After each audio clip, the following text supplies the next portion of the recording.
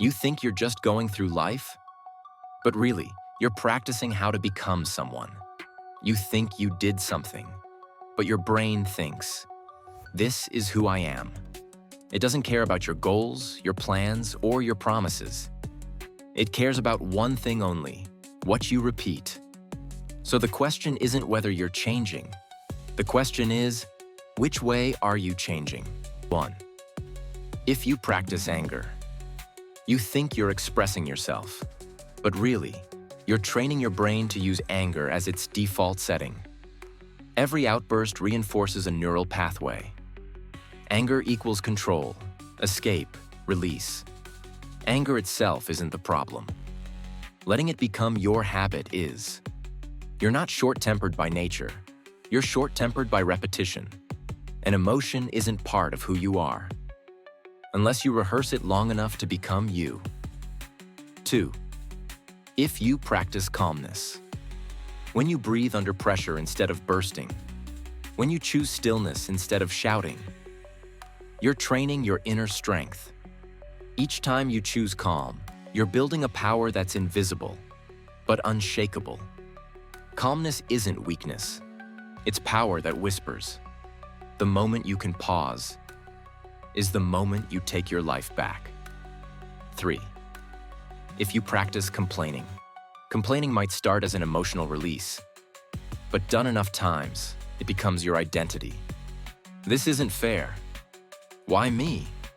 I can't do anything right.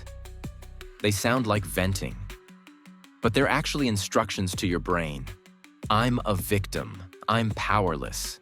You're not just expressing your feelings, you're writing a script that keeps you stuck. You're not just venting, you're training yourself to be powerless.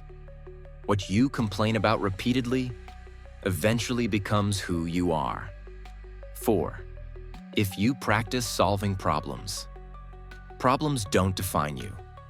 Your response to them does. Every time you face a challenge and lean in, to observe, reflect, act, you're crafting the identity of a problem solver. Problems aren't enemies. They're training grounds for growth. You can't control the world, but you can learn to steer your own ship. 5. If you practice self-suppression and people-pleasing. When you silence your real feelings, say, I'm fine when you're not becoming kinder. You're becoming a stranger to yourself. If you constantly silence yourself just to please others, always hiding your truth, you'll slowly lose touch with who you are. Pleasing won't earn you real love. It'll just erase you in the shadows of others' expectations. People might like the version of you that pleases, but they'll never know the real you. 6. If you practice self-awareness. If you take time each day to listen to yourself, to observe your thoughts and emotions, you're building true inner power. You'll know who you are, what you need, and stop being controlled by external noise.